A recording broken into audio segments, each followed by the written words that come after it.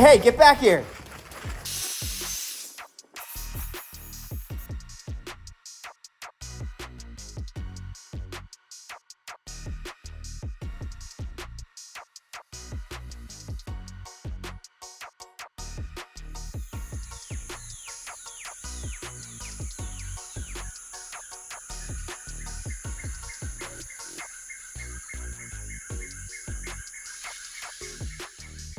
Hello everyone, and welcome to Tommy's Reptiles.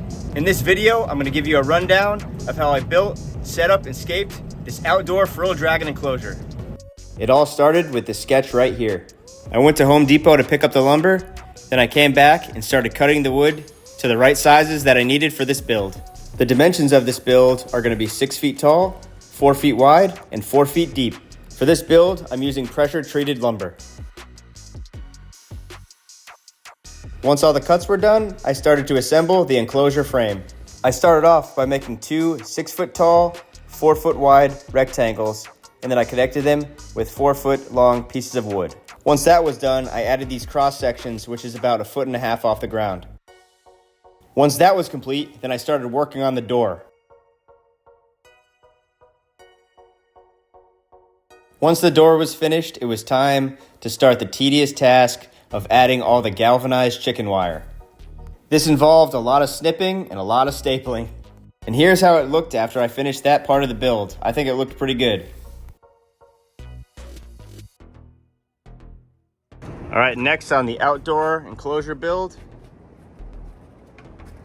I'll be cutting this material to fit inside the bottom border of the enclosure.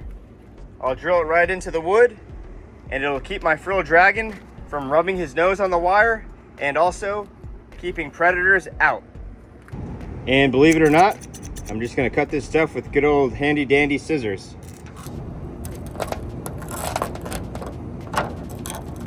Cuts right through. All right, there we go. Fits perfect.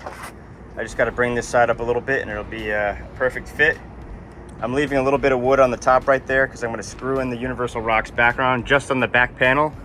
So now I just have to finish the 3 other sides and we'll be good.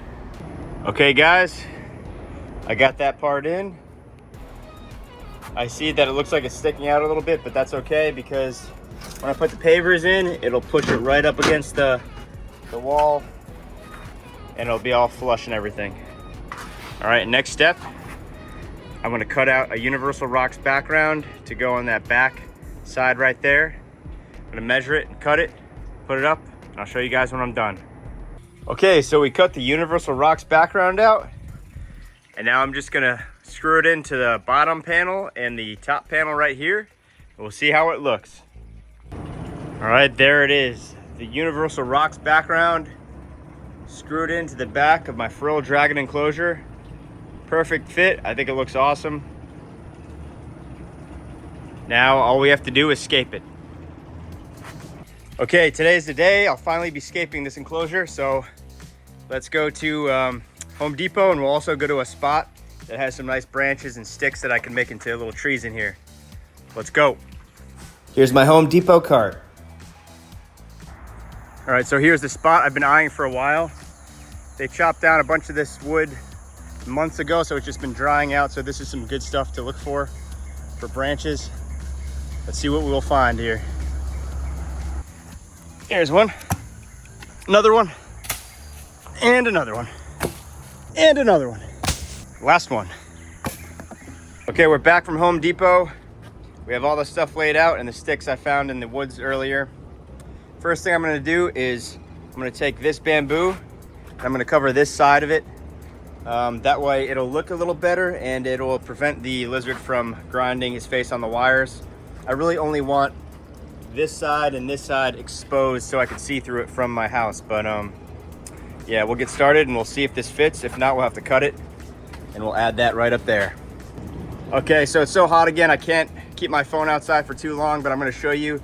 I got that bamboo wall up.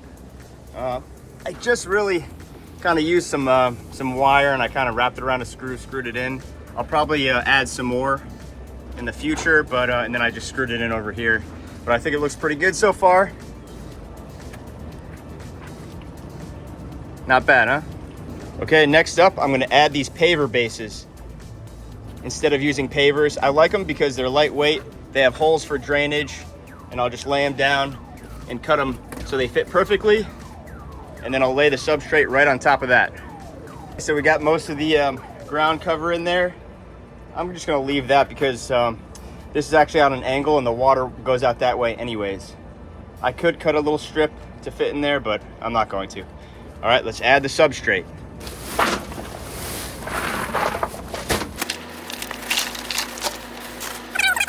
All right, we got 2 bags in, now we just gotta spread it out.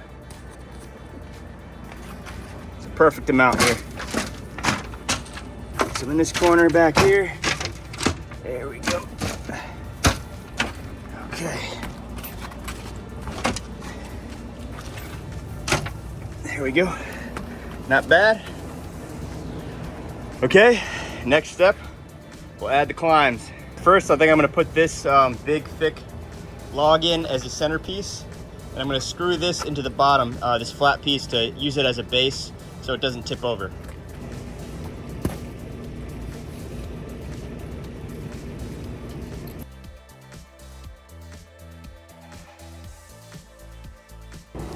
All right, there it is, not bad.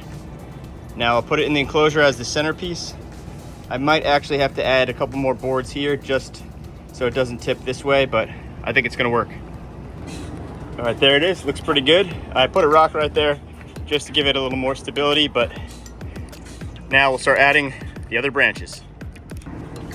I added this tall one here. I don't even think I have to screw it in, but I might screw one of these smaller ones going from that branch to that branch. All right, let's check it out. All right, guys, here's a little update. I'm making more branches. This is just a base for this one so it doesn't tip over. And then I added that plant because I wanted to put the plant in first because I didn't want to have to climb in behind all the branches and add the plant. But I think, and I switched that branch from that side to that side. I think it looks better this way. So yeah, we'll get this, this other branch in here. I might just stick with the 3 climbs for now because he could also climb that Universal Rocks background wall. And yeah, I'll show you once I put that tree in. Here's what I came up with for now. I think it looks pretty good. I'll probably end up rearranging this thing 100 times. The only thing I don't like is that these branches don't go all the way up to the top. I might wedge like a palm frond in there to cover that up. But right now, let's go soak my Frilled Dragon and see what he thinks of his new enclosure. Hey, get back here. Come here, bud. Here is my 4-year-old male, half Australian, half New Guinea Frilled Dragon. I'm giving him a soak before I put him in his brand new enclosure. One of the main reasons for building this enclosure for him before any other reptiles is because I really want to help his stuck shed issue. It's been a problem for the past couple years. Anytime I get rid of it, it just comes right back. I keep him in the same exact conditions that I keep my other Frilled Dragons, and it keeps coming back. So I feel like keeping him outside in a nice enclosure with good humidity, good temp, will really help his problem. So let's introduce him to his new enclosure. All right, buddy, are you ready for your new home?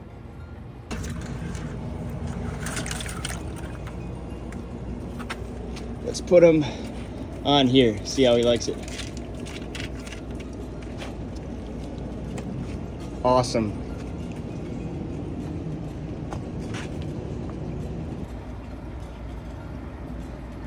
Right at the bottom of his frill right here, you can see the stuck shed. Hopefully it comes off out here. I think it will. Other than that, he's been very healthy. He's a great eater, and I really hope that he enjoys his new enclosure because he definitely deserves it.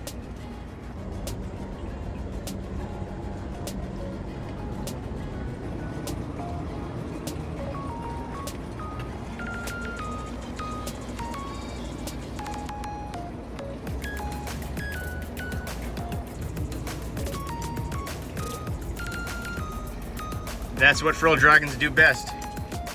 You come towards them, they just go on the opposite side of the branch. So awesome. My future plans for this enclosure are to get better, more stable branches, and I want them to go all the way from the ground, pretty much touching the top, so he can thermoregulate, go up and down whenever he wants, wherever he wants. but this should be good for now. I think he's really going to enjoy it, and I hope you guys like this video.